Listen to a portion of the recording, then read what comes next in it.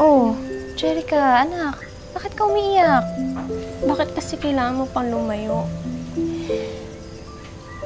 Anak, alam mo, kung pwede lang na makauwi ako kagad dito eh. Huwag ka mag-alala.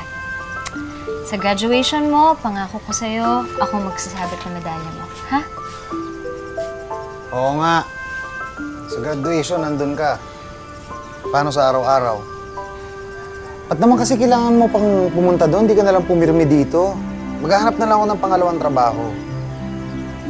Pagkatapos hindi ka na uuwi. Magkakasakit ka. Halos hindi ka na matutulog. Alam mo rin wala pa akong plano maging byuda ng maaga, ha? Kapag mahirap ang buhay, di ba lumalaban lang tayo? Isipin mo, yung paglilinis at pagluluto ko dito, masusweldohan pala ako ng malaki doon. At saka, sandali lang ako mawawala. Mag-iipon lang ako para pag uwi ko dito, meron tayong pantayo ng negosyo. Baka naman kasi doon sa lilipatan mo, baka meron dyang baka may mga driver doon, ha? Baka may security. Mahirap na. Ayun! Umamin din. Nagsisilos pala. Ipapaalala ko lang kasi sa'yo. Maganda ka. May asim ka pa. Mahirap na. Delikado. Hindi naman. Wala namang iba. Ikaw lang. Konting tiwala lang, please. Dahil sa'yo, may tiwala ako. Sa iba, wala. Pasok. Dalawa lang kami ng asawa ko dito sa bahay na to. Madali lang naman yung trabaho. Linis ng bahay, konting luto, konting laba. Wala pong problema, ma'am. Medyo malaki yung bahay, nakita mo naman. Kaya mahirap linisin. Yun yung reklamo ng dati namin mga katulong. Huwag po kayong mag-alala, ma'am, kasi masipag naman po ako. Tsaka hindi rin po ako mareklamo. Good. Ma'am, ako lang po ba mag-isa dito? Ibig ko pong sabihin, wala po ba kayong security guard, driver? Wala. Private kasi kami mag-asawa, so ayaw namin na masyadong maraming tao. Okay po. Oo nga pala, gusto ko linisin mo na lahat ng kwarto dito sa bahay. Puwera lang dun sa basement. Bawal ka dun. Bakit po, ma'am?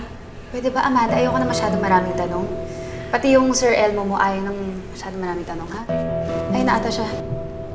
Babe, andito na yung bago nating katulong, si Amanda. Good morning po, sir. Ganito. Screenin ko nga ng mabuti, okay? Sige, alis na ako. Bye. Bye.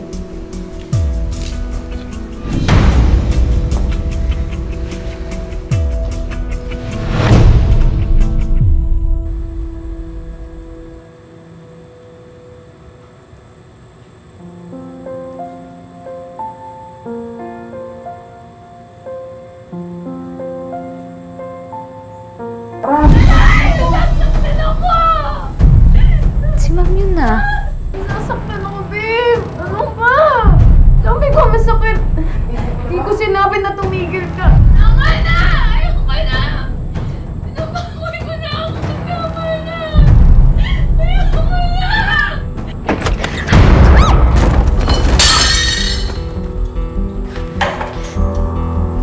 Sir. Sorry po. Saan ka nagsusorry? Sa nabasa ko, o dahil nakikinig ka sa amin? Ay, sir. Sir, hindi naman po ako nakikinig. Narinig ko po kasi si ma'am na nasasaktan, kaya po bumaba ako. Amanda, alam mo sa bahay na ito, ang ibig sabihin ng masakit, masarap yun. Sige na, matulog ka na. Ako nang bahala dyan. Sorry po.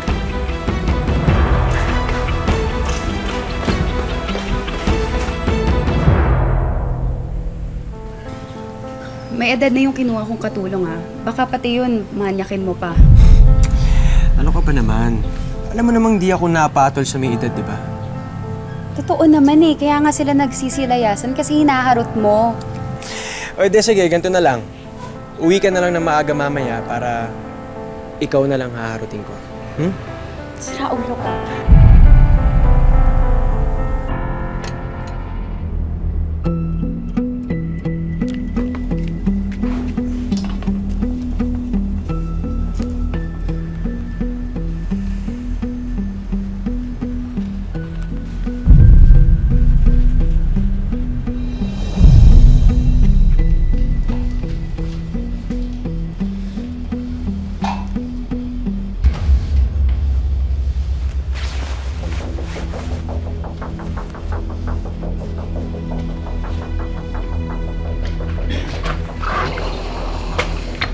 Amanda, halika nga saglit. Ho, Tara. Tara, lapit ka. Ano? Enjoy ka ba sa pinapanood mo? sir? Hindi, nakita ko kasi pinapanood mo ako. Ay, hindi po ako nanonood, sir. Halika dito. Sir, sorry po.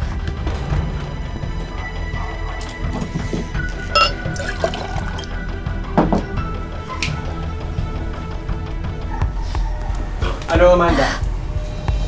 Oo ka na ba? Sir?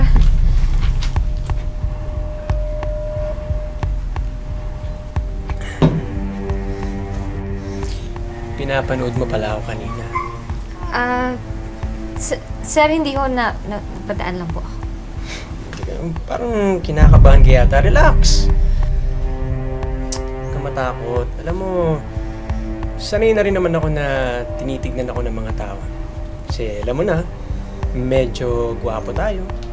Nagpapaganda ng katawan. Kaya sanay na rin ako tinitignan ng mga babae. Kahit nga mga lalaki pa eh. Sorry sir, hindi ko naman po kasi intensyon na tumitig eh. Humahanga lang po ako sa disiplina ninyo. Dito, mahanga ka. Sir? Amanda, hawakan mo. Ay, sir, nakakahiya po. Hawakan mo na, dali. Matigas yan. Amanda, hawakan mo. Hawakan mo sabi. Hawakan mo sabi.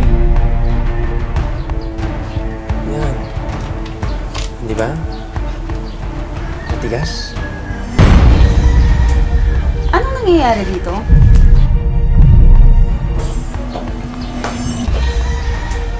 Anong nangyayari dito? Nagpapakuha lang po si sir ng... Kamusta yung trabaho mo?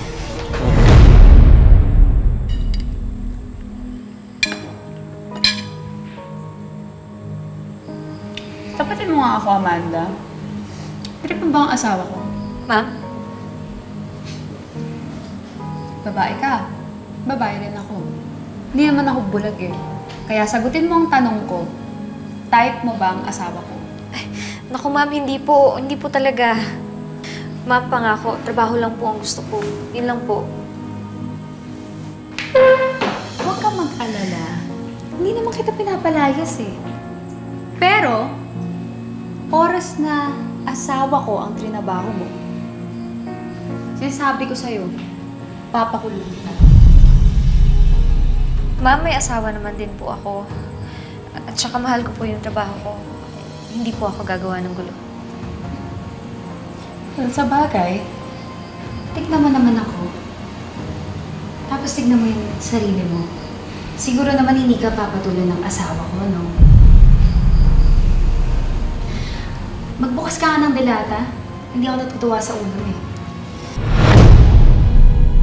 Tama na! Ayoko ka na!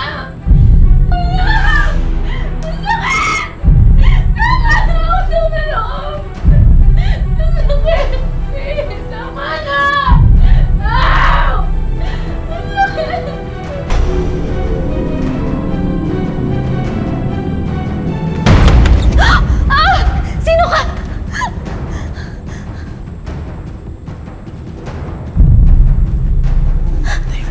Sir, ba't ganyan po itsura ninyo? Ano ka ba? Kasama sa laro yun. Kunwari, ayaw niya. Kunwari, nasasaktan siya. Alam mo, sa ganun kasi kami nag-e-enjoy. Ito. to, susi. Dalagan mo si Marisa dun sa loob, ha? Kasi pagod na yun eh. At pagkatapos, paghanda mo kami na makakain. Medyo napalaban kasi kami.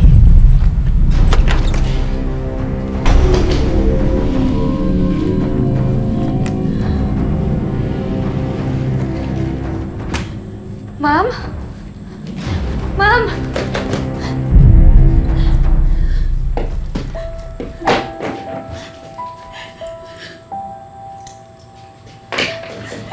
Ma'am, tatawag ho ako ng pulis. Ma'am, pero sinasaktan na kayo ni Sir. Tingnan niyo po yung itsura ninyo. Pero pinili ko to, Amanda. Dahil mahal ko ang asawa ko. Hindi ba gano'n naman tayong mga babae? Para mapasaya natin ang asawa at pamilya natin. Sasakripisyo tayo, nagkokompromiso. Ma'am, alam ko. Kaya nga ako nandito sa inyo eh. Nagtratrabaho ako dahil mahal ko ang pamilya ko. Pero ang sakripisyo, may hangganan. Hanggang saan ba ako titiis? Kapag binababoy na ang pagkatao, tama na. Sukdulan na.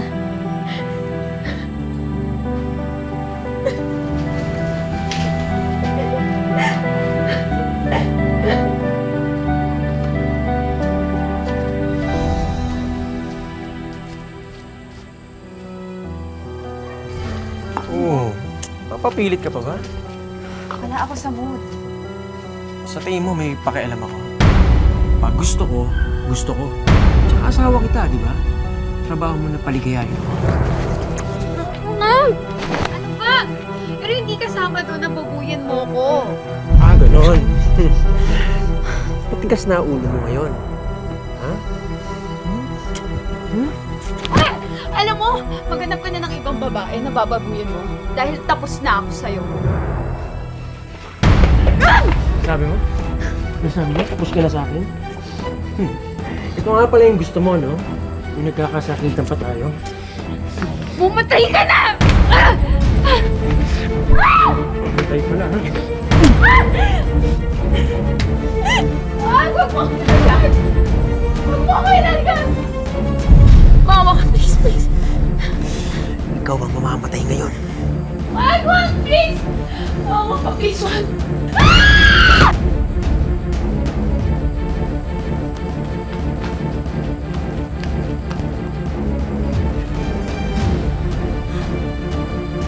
Pinatay mo si Ma'am!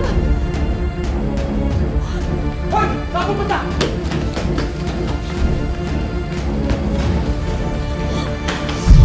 Saan ka pupunta, ha? Ha? Sige dito. Liga!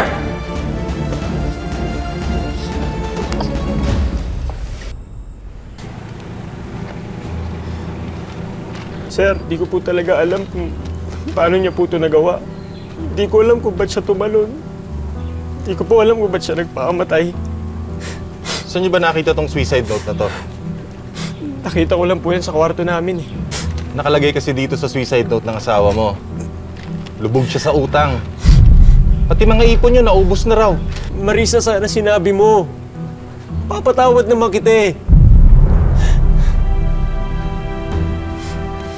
Dalawa lang ba kayo nakatira dito sa bahay na to? O meron kayong pwedeng katulong na pwede namin tanungin? Wala po, sir. Ayaw po kasi ng asawa ko na may iba kaming kasama dito sa bahay. Sir, ano po ba yung pintuan mo sa ilalim na ito? Sir, ano po yun? Bodega. Doon po kasi nakalagay yung mga gamit namin ni Mrs. ng mga bata pa po. Hayop ka! Pakawalan mo ako! Sige, sigaw! Alam mo, mapapagod ka lang. Kasi wala namang makakarinig sa'yo dito.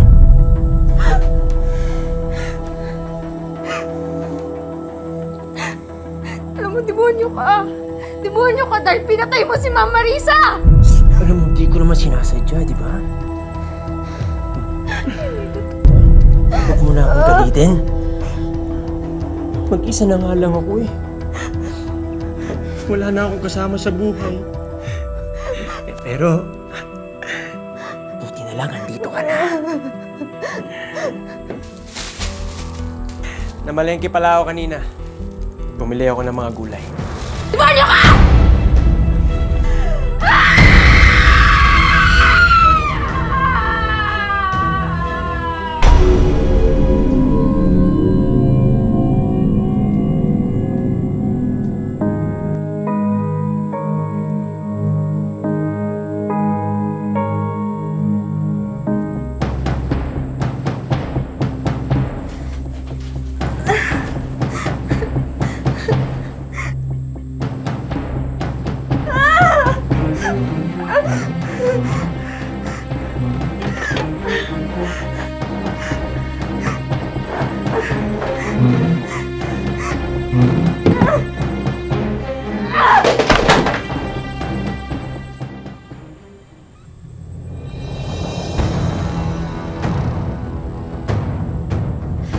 Binaboy mo ko. Ano ginagawa mo dito? Paano ka nakatakas? Ayun ka na! Ayun ka?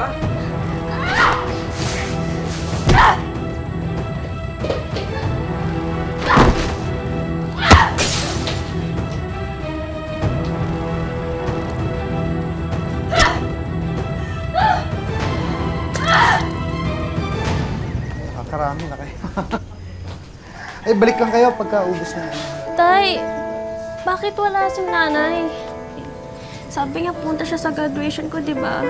Anak, nangako ang nanay mo na dadating siya. Huwag kang mag-alala, baka na traffic lang yan, ha? Huwag ka nang malungkot. Nay! Ano nangyari sa'yo? Nay! Ano yung dugo yan? Ha? Ano nangyari sa'yo? Ano nangyari sa'yo? Di ba sinabi ko naman sa'yo, makakapunta ako sa graduation mo? Amanda, magsalita ka. Anong nangyari sa'yo? Ha? Anong nangyari sa'yo? Hindi na ako mabababoy. Hindi na ako mabababoy kasi pinatay ko na siya. Amanda Villamayor. Inaaresto ka namin sa salang pagpatay kay Elmo Sandoval. Tama ka sa amin. Sir? Ay. Amanda.